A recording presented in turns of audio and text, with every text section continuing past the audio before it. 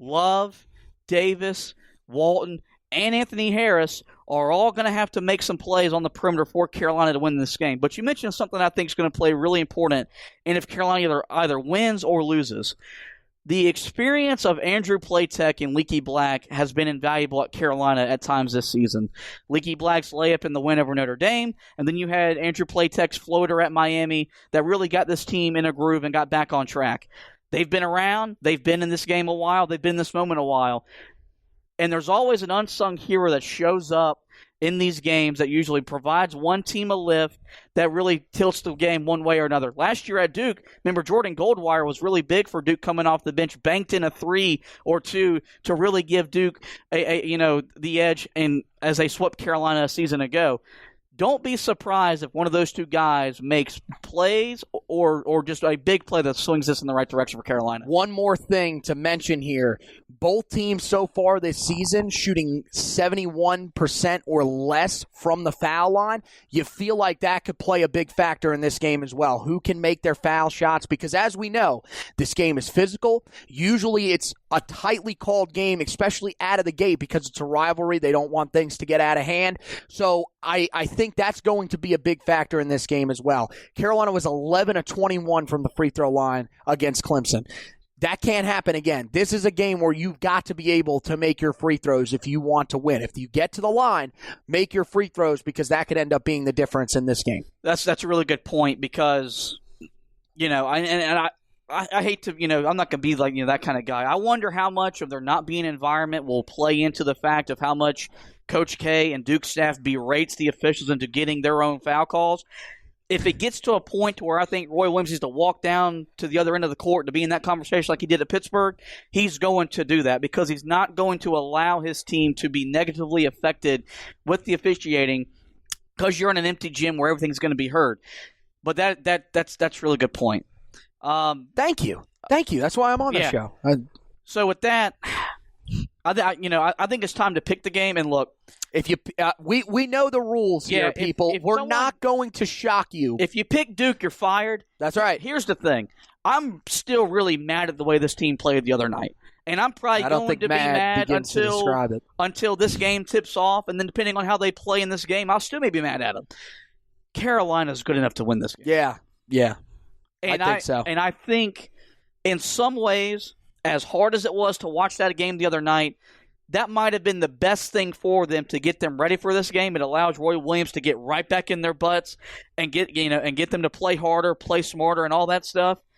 I think Carolina's going to win, and I think it'll be a game that, as they've won in every game in the ACC this year, they'll make it a lot harder than they have to be. But when they've got to make the plays, they're going to be tough enough to make the plays. And for this team to go into that building and get a win on the road is going to do something for their confidence that we can't explain. And I think they're going to do it. I think they're going to go snap a losing streak to Duke. They've lost the last 2. Actually, they've lost the last 3, going back to losing the 2019 ACC tournament quarter or semifinal matchup to the Blue Devils in Charlotte. I think they'll snap the losing streak and get a win against Duke on Saturday. Yeah, they're going to snap the losing streak in this one. It's like I told you, if they play their best game, even if they play their at somewhat of the peak of their capability, they can win this basketball game. This Duke team, look, they have a lot of freshmen on this team, so there's not a lot of experience. This team, I also don't feel like is as talented as some of the ones that we've seen in the last couple of years. They still have guys that are talented. Stewart, Johnson, talented guys, but I don't feel like they're at the level of the guys that Carolina's seen in the last couple of years. I think something that's going to be a big factor. If this game was during a normal year, let's say even if the season was or the preseason was shortened due to COVID, but you were allowing fans back inside Cameron, this could be a different game. But you're going to be matching up with no environment. Again, you're going to have, the normal nervousness and, jitters that you get before a Duke Carolina game. That is going to happen. But it is going to be a little bit different. I think it helps Carolina because it really just matches up talent versus talent, and I think Carolina has the edge there.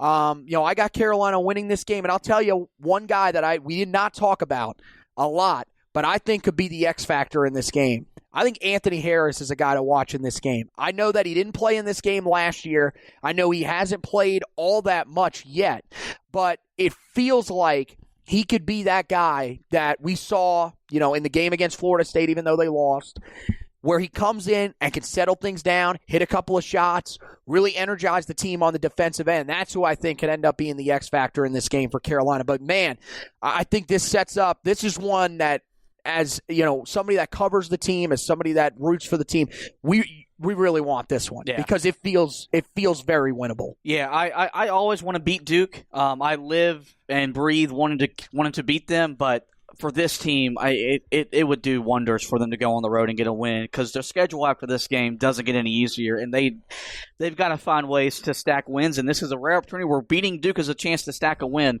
and they definitely need that on their resume. So with that, we're going to get out of here. Before we let you go talk about the website, HeelToughBlog.com. It's been a busy week on our website, getting you ready for tonight or for this matchup with the Blue Devils. Carolina had National Signing Day Part 2 yesterday, so you can go on the website, check everything out from National Signing Day on the Carolina football side of things. And for basketball, like I said, you go back, read the Clemson recap if you want. Not a whole lot of positives from me because I was a very ticked off Josh writing that, but you can go back, find out what we learned in the loss to Clemson. And we've got you covered with the Duke pregame. I've got my preview. Sarah Waddle will have her preview. Then we'll have you covered in the postgame as well. All that available on the HeelToughBlog.com. And last, we encourage you guys to rate, review, and subscribe to the podcast. You can find us on every major podcasting platform, most notably Spreaker, iTunes, iHeartRadio, Spotify, Google Podcasts. Tune in, give us a like, review me and Anthony as your host. But most of all, I want you guys to subscribe that we get every episode in your podcast feed. Well, with that, I want to thank Anthony for taking time out today to talk a little Carolina basketball. We want to thank you guys for listening. And as always, go Tar Heels and go to hell, Duke.